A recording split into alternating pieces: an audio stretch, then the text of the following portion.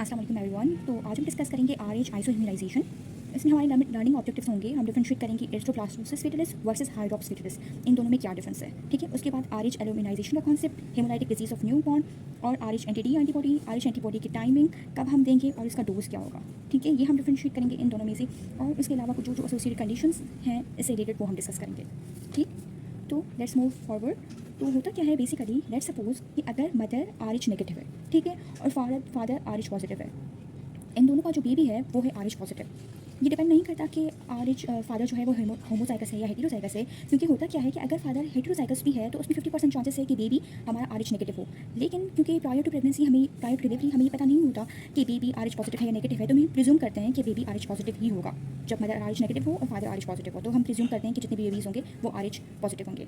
तो RH positive का मतलब क्या है कि जो बेबी का RBC होगा उस RBCs में एंटीजन होगी जिसको हम क्या कहते हैं, RH-D एंटीजन। बेसिकली RH जो फैक्टर होते हैं उसमें 5 एंटीजन्स होते हैं, लेकिन जो उसमें D एंटीजन होती है वो मोस्ट कॉमन होती है। तो इसलिए जो रिस्पॉन्सिबल है इस RH एल्यूमिनाइजेशन के लिए तो वो RH-D एंटीजन होती है। ठीक है, तो होता क्या है बेसिकली, जो फीटो मैटरनल ब्लड होता है उसकी मिक्सिंग हो जाती है, जिसकी वजह से हमारे पास कुछ कंसिक्वेंसेस होते हैं, लाइक एरिथ्रोब्लास्टोसिस फेटालिस, या जिसकी वजह से सेंसिटाइजेशन होती है। तो कौन सी कंडीशंस में फीटो मैटरनल मिक्सिंग होती है। नॉर्मली अगर मदर RH नेगेटिव है, फादर RH पॉजिटिव है, बेबी RH पॉजिटिव है, तो अगर ये कंडीशन है तो नॉर्मली अगर मदर ड्यूरिंग डिलीवरी क्या होता है कि जब कॉन्ट्रैक्शंस होती हैं, यूट्राइन कॉन्ट्रैक्शंस होती हैं और प्लेसेंटा जब डिटेच होता है, प्लेसेंटा जब डिटेच होता है तो उस टाइम यूट्रस में फीटल ब्लड भी प्रेजेंट होता है और मैटरनल ब्लड भी प्रेजेंट होता है। ये दोनों साइमल्टेनियसली एक ही टाइम पर प्रेजेंट होते हैं यूट्राइन कैविटी में। और जब कॉन्ट्रैक्शंस होती हैं, ठीक है, स्ट्रॉन्ग कॉन्ट्रैक्शंस होती हैं और उस कॉन्ट्रैक्शन की वजह से negative pressure intra uterine negative pressure buildup होता है। और वो नेगेटिव इंट्रा यूट्राइन प्रेशर क्या करता है कि जो RBCs हैं, फीटल RBCs, वो इंटर हो जाते हैं मैटरनल सर्कुलेशन में। यहाँ पे देखें कि जो फीटल RBCs हैं वो इंटर हो जाते हैं मैटरनल सर्कुलेशन में, और जो इम्यूनिटी है मदर की वो सेंसिटाइज हो जाती है इन एंटीजन से। ठीक है, इनिशियली जैसे कि हमने ABO ब्लड ग्रुप में पढ़ा था कि अगर पेशेंट A पॉजिटिव है तो उसकी सीरम में B एंटीजन एंटी-B एंटीबॉडीज प्रेजेंट होंगे। लेकिन RH इनकम्पेटिबिलिटी में या RH आइसोइम्यूनाइजेशन में ये नहीं होता। जब तक मदर सेंसिटाइज ना हो उससे पहले उसकी बॉडी में एंटीबॉडीज प्रेजेंट नहीं होती। ठीक है, इस कंडीशन में क्या है कि फीटल्स, क्योंकि हमारा RH पॉजिटिव था तो उस कंडीशन में मैटरनल ब्लड में फीटल RBCs आ गए जिस पे RH एंटीजन प्रेजेंट था। तो जैसे ही वो ब्लड मैटरनल ब्लड में इंटर हुआ उसके अगेंस्ट एंटीबॉडीज़ प्रोड्यूस होना स्टार्ट हो गई। ठीक है, एंटीबॉडीज स्टार्ट हो गई प्रोड्यूस करना, और उन एंटीबॉडीज़ को हम क्या कहेंगे, एंटी-D एंटीबॉडी। ऑलराइट, लेकिन इस प्रोसेस इन एंटीबॉडीज़ को बनने के लिए 72 आवर्स रिक्वायर्ड होते हैं। तो ये 72 आवर्स क्रूशल होते हैं, क्योंकि अगर आगे हम पढ़ेंगे कि अगर हमें एंटी-D एंटीबॉडीज़ हम बाहर से दे रहे हैं तो ये विंडो पीरियड होता है, उससे पहले हमें एंटी-D एंटीबॉडीज़ देनी होती हैं। ऑलराइट, तो यहाँ पे हम RH एल्यूमिनाइजेशन कॉन्सेप्ट दोबारा यही सेम कॉन्सेप्ट है, लेकिन उसको रिपीट करते हैं कि होता क्या है RH एल्यूमिनाइजेशन में। इसमें मैटरनल एंटीबॉडीज़ बनती हैं अगेंस्ट दीज एंटीजन्स, और जो मेमोरी B सेल्स होते हैं वो भी एक्टिवेट हो जाते हैं। मतलब इस एंटीजन के अगेंस्ट अब में जो मदर की इम्यूनिटी है वो अब कंटिन्यूसली एंटीबॉडीज़ बनाना शुरू कर देंगी। ठीक है, क्योंकि जो फर्स्ट बेबी था वो ऑलरेडी डिलीवर हो चुका था इस मिक्सिंग से पहले, तो फर्स्ट बेबी जो है वो बिल्कुल सेफ होगा, जो फर्स्ट बेबी होगा वो बिल्कुल हेल्दी होगा। ऑलराइट, जो भी कॉन्सिक्वेंसेस होंगे उसके वो सेकंड या कंसिक्वेंट बेबी हम उसको कहें कि उसके लिए डेंजरस होंगे। तो लेट्स सपोज होता क्या है कि अभी सेकंड बेबी है, मदर ने कंसीव किया है सेकंड बेबी, और वो सेकंड बेबी भी क्या है, RH पॉजिटिव है। ठीक है, और मैटरनल सर्कुलेशन में क्योंकि ऑलरेडी एंटी-D एंटीबॉडीज़ प्रेजेंट हैं, तो जैसे ही ये RH पॉजिटिव एंटीबॉडी जो कि जिसका ब्लड में एंटीजन ऑलरेडी प्रेजेंट है, तो ये एंटीबॉडीज़ एंटी-D एंटीबॉडीज़ क्योंकि ये IgG टाइप के होते हैं, जैसे ही इंटर करते हैं फीटल सर्कुलेशन में, क्योंकि फीटल सर्कुलेशन में तो हमारे पास एंटीजन प्रेजेंट है ना, तो क्या करेंगे, जितनी भी एंटीबॉडीज़ होंगी वो ऑप्शनाइज कर देंगी हमारी जितनी भी फीटल RBCs हैं, ऑप्शनाइज करेंगी। और हमें पता है कि जब ऑप्शनाइज करती हैं तो उन ऑप्शनाइज्ड जो RBCs होते हैं उनको स्क्रीन जो है वो क्लियर करेगा, उन सारे RBCs की क्लियरेंस होगी। ये क्या, इसको हम क्या कहते हैं, alloimmune haemolytic anaemia of newborn. ये बेसिकली हेमोलाइसिस हो रही है न्यूबॉर्न में। ठीक है, क्योंकि ये एंटीबॉडीज इसमें इन्वॉल्व हैं, तो इसमें क्या होता है कि कोम्स टेस्ट पॉजिटिव होता है। ठीक है, यही डिफरेंशिएट करता है हाइड्रॉप्स फेटालिस वर्सेस एरिथ्रोब्लास्टोसिस फेटालिस। दोनों में डिफरेंशिएटिंग फैक्टर क्या होता है कि एक तो ये होता है कि जो हमारे पास एरिथ्रोब्लास्टोसिस फेटालिस होता है क्योंकि एंटीबॉडीज इसमें इन्वॉल्व हैं तो इसमें कोम्स टेस्ट पॉजिटिव होता है, क्योंकि और हाइड्रॉप्स फेटालिस क्योंकि उसमें एंटीबॉडीज इन्वॉल्व नहीं होती तो वो जो है वो नेगेटिव होते हैं, एंटीबॉडी होम्स टेस्ट में नेगेटिव होता है। ठीक है, तो यहाँ पे हम बात कर रहे थे कि स्प्लीन में डिस्ट्रक्शन होगी उन सारे RBCs की, क्योंकि वाइड स्प्रेड हेमोलाइसिस हो रही है उन RBCs की, तो उसके रिस्पांस में क्या होगा कि लिवर और स्प्लीन कंपनसेशन कंपनसेट करना स्टार्ट कर देंगे। कंपनसेट कैसे करेंगे? बिकॉज वी नो कि अर्ली एम्ब्रियो में या इंट्राफीटल लाइफ में, इंट्रायूट्राइन लाइफ में फीटस में जो आरबीसीज बनते हैं वो कहाँ पे बनते हैं?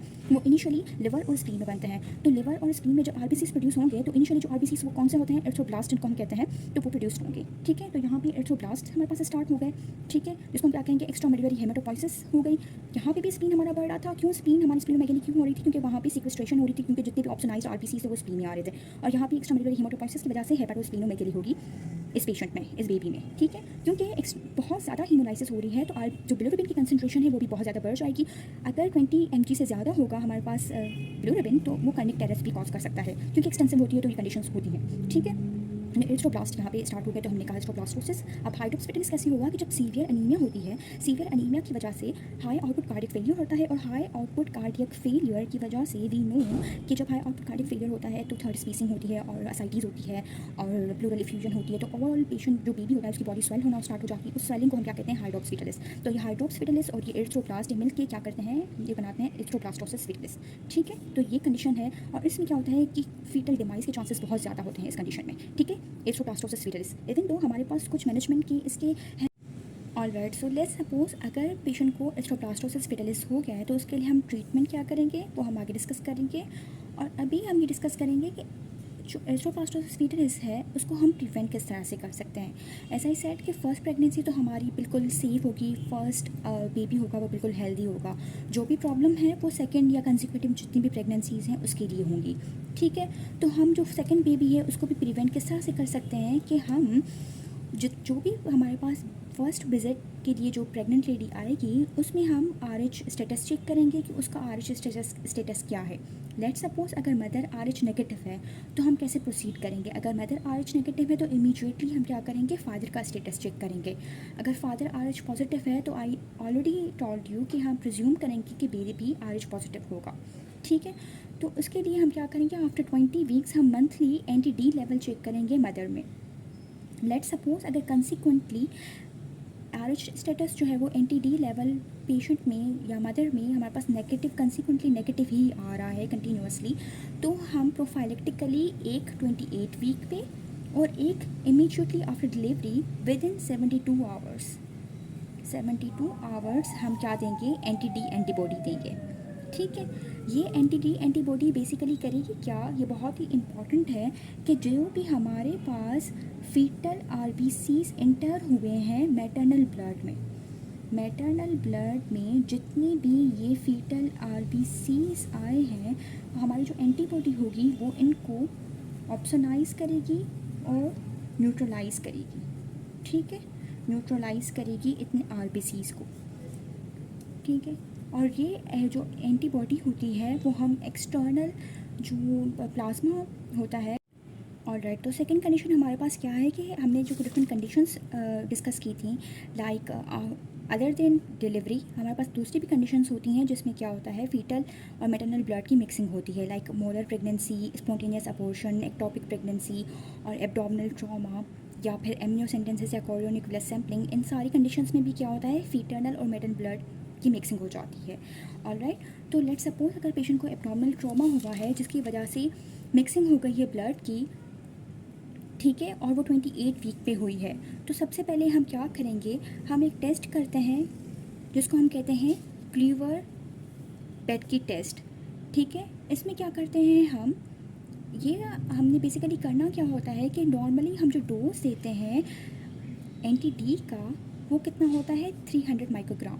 ये हमारा नॉर्मल डोज होता है जो हम प्रोफाइलेक्सिस के लिए या फिर इमीडिएटली आफ्टर डिलीवरी देते हैं, वो 300 माइक्रोग्राम देते हैं। लेकिन कुछ कंडीशंस ऐसी होती हैं जिसमें हमें डोज़ को वेरी करना होता है अकॉर्डिंग टू नीड। तो वो हम नीड को कैसे फाइंड आउट करेंगे कि हमें कितना डोज किस कंडीशन में देना है। ठीक है, उसके लिए हम क्या करेंगे? क्लीवर पेटकी टेस्ट होता है जिसमें हम मैटरनल जो ब्लड होता है उसको एक स्लाइड पे रखते हैं और उसके बाद हम एसिड स्टीन जो है वो उसमें ऐड करते हैं। इसके बाद क्या होता है? जितने भी मैटरनल RBCs होते हैं उनकी हीमोलाइसिस हो जाती है। ठीक है, लेकिन जो फीटल RBCs होते हैं जिसमें हीमोग्लोबिन F होता है वो इंटेक्ट ही रहते हैं। तो उन RBCs के थ्रू हम ये एस्टिमेट करते हैं फीटल मैटरनल हेमरेज रेट या परसेंटेज कितना है, और उस परसेंटेज के अकॉर्डिंग एक फार्मूला होता है और उसके बाद हम डोज ऑफ NTD जितना भी हमें देना है वो कैलकुलेट करते हैं। लेट्स सपोज नॉर्मली क्या हो रहा था कि सिर्फ 20 ml fetal blood maternal blood में जा रहा था, जिसके लिए हमें सिर्फ 300 माइक्रोग्राम्स रिक्वायर्ड थे। लेकिन जो अब ये रप्चर हुआ है, प्लेसेंटल रप्चर हुआ है आफ्टर ट्रोमा, उसकी वजह से थोड़ा ज़्यादा ब्लड चला गया है, इंटर हो गया है मैटरनल ब्लड में, मैटरनल सर्कुलेशन में, विच इज़ 40 ml। और इस 40 ml के लिए हमें कितनी डोज रिक्वायर्ड है? This is 600 micrograms. तो अभी कितनी हमें देनी है? 600 माइक्रोग्राम्स देने हैं। तो वो हमें कैसे डिटरमाइन होता है? इस मेथड के थ्रू कि हमें कितना डोज देना है। ठीक है, तो ये हमारे पास प्रिवेंशन का मेथड है कि अगर एक्सपोजर हो गया है फीटल आरबीसीज़ का ड्यूरिंग डिलीवरी, ड्यूरिंग प्रेगनेंसी, तो हम किसको कैसे प्रिवेंट कर सकते हैं? एंटी-डी एंटीबॉडीज़ देंगे, और वो अच्छा, वो जितनी भी फीटल आरबीसीज़ हैं उनको न्यूट्रलाइज करेंगी। ये हमारा प्राइम पर्पज़ है एंटी-डी एंटीबॉडीज़ का। ठीक है, तो ये है। लेकिन इन केस, ये तो हमने प्रिवेंशन पढ़ ली, लेकिन इन केस अगर क्या हुआ है, अगर okay, so now let's discuss about the treatment of erythroblastosis fetalis. कि अगर हमारे पास एस्ट्रोब्लास्टोसिस फेटालिस हो गया है, मैटरनल सर्कुलेशन में ऑलरेडी एंटीबॉडीज़ थी और इन एंटीबॉडीज़ ने अटैक कर दिया है, जिसकी वजह से एस्ट्रोब्लास्टोसिस फेटालिस हमने जो डिस्कस किया वो ऑलरेडी बन चुका है। तो उस कंडीशन में हम क्या करेंगे? उस कंडीशन में हम देखेंगे कि सिवियरिटी ऑफ हेमोलाइसिस कितनी थी। सिवियरिटी ऑफ हेमोलाइसिस चेक करने के लिए हमारे पास एक टेस्ट होता है जिसको हम कहते हैं spectrophotometric analysis of amniotic fluid. Amniotic fluid में बेसिकली हम क्या देखते हैं? हम बिलिरुबिन की कंसंट्रेशन देखते हैं, क्योंकि हमने यहाँ पे पढ़ा था कि बिलिरुबिन की कंसंट्रेशन बहुत ज़्यादा बढ़ जाती है हेमोलाइसिस की वजह से। तो अगर बिलिरुबिन की कंसंट्रेशन बहुत ज़्यादा बढ़ गई, जो कि हम डिटरमाइन करते हैं इस कर्व से, इस कर्व का नाम है लिली कर्व। लिली कर्व में 3 जोन्स होते हैं, जोन 1, जोन 2 एंड जोन 3। जो जोन 1 होता है ये शो करता है अनएफेक्टेड चाइल्ड, जिसमें जो कि RH नेगेटिव होता है। जोन 2 में अफेक्टेड चाइल्ड होता है, लेकिन जो हेमोलाइसिस की कंसंट्रेशन होती है वो इतनी ज़्यादा नहीं होती। और जो थर्ड जोन है, जिसको हम एक्शन जोन कहते हैं, जिसमें इंट्रायूट्राइन फीटल डेथ का जो रिस्क होता है वो बहुत ज़्यादा होता है, और इसमें हमें कोई ना कोई एक्शन लेना होता है, अदरवाइज जो एस्ट्रोब्लास्टोसिस फेटालिस हुआ है वो आगे जाके लीड करेगा फीटल डिमाइज। तो यहाँ पे हमें एक्शन लेना है। एक्शन हम क्या लेते हैं कि हम पेशेंट की इंट्रायूट्राइन ट्रांसफ्यूजन करते हैं। इंट्रायूट्राइन ट्रांसफ्यूजन के हमारे पास 2 तरीके होते हैं, या तो हम वेन के थ्रू करें, अम्बिलिकल वेन, और या फिर हमारे पास दूसरा ये तरीका होता है कि हम पेरिटोनियल ट्रांसफ्यूजन करें, क्योंकि पेरिटोनियल जो ट्रांसफ्यूजन है वो बहुत ज़्यादा कन्वीनियंट होती है, तो हम वही मेथड प्रेफर करते हैं। लेकिन आजकल जो ट्रांसफ्यूजन है उसके लिए भी, क्योंकि एमनियोसेंटेंसिस होती है और थोड़ा प्रोसीजर वो भी, उसमें रिस्क होता है कि दोबारा फीटोमेटरनल जो है वो मिक्सिंग हो जाए, तो हमारे पास दूसरा मेथड होता है जिसमें हम क्या आते हैं, मिडिल सेरेब्रल जो हमारे पास वीन होती है उसमें हम सर्कुलेशन देखते हैं कि कितनी है। अगर उसमें क्योंकि हमारे पास सीवियर हेमोलाइसिस हो रही होती है और हाइपर डायनामिक सर्कुलेशन होती है, तो उसमें हमारे पास अगर, क्योंकि प्रोब रखते हैं उसके थ्रू ये सर्कुलेशन मालूम करते हैं, अगर सर्कुलेशन उसमें हाइपर डायनामिक सर्कुलेशन हुई तो हमें वो बताती है कि जो अनीमिया है पेशेंट में वो बहुत ज़्यादा सीवियर है, उतना ज़्यादा सीवियर अनीमिया है कि हमें ट्रांसफ्यूजन की नीड है। तो उसके बेसिस पे हम इंट्रायूट्राइन ट्रांसफ्यूजन करते हैं, और वो प्रिफर्ड कौन सी होती है? Peritoneal transfusion. ऑलराइट, सो उसके बाद मैंने कहा कि हम डिफरेंशिएट करेंगे एरिथ्रोब्लास्टोसिस फेटालिस, जो कि हमने डिटेल में किया, और दूसरा होता है हमारे पास hydrops fetalis. Hydrops fetalis 2 conditions जिसमें कॉमन होता है, लाइक बहुत सारी कंडीशंस होती हैं जिसमें हाइड्रोप्स फेटालिस होता है, लेकिन वो सारी कंडीशंस जहाँ पे हमारे पास सीवियर अनीमिया हो।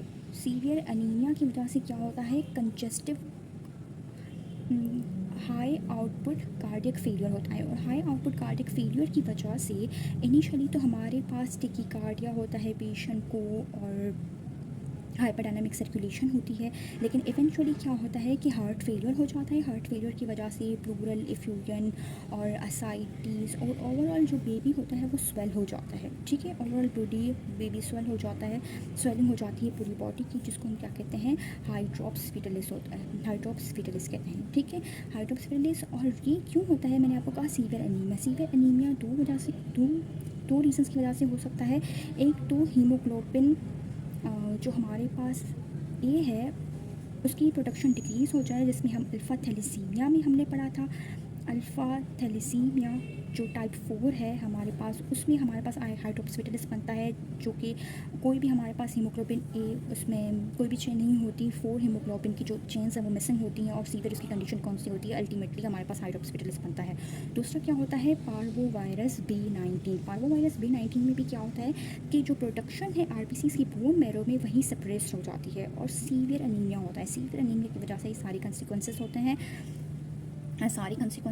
जिसकी वजह से हाइड्रोक्सीविटिलिस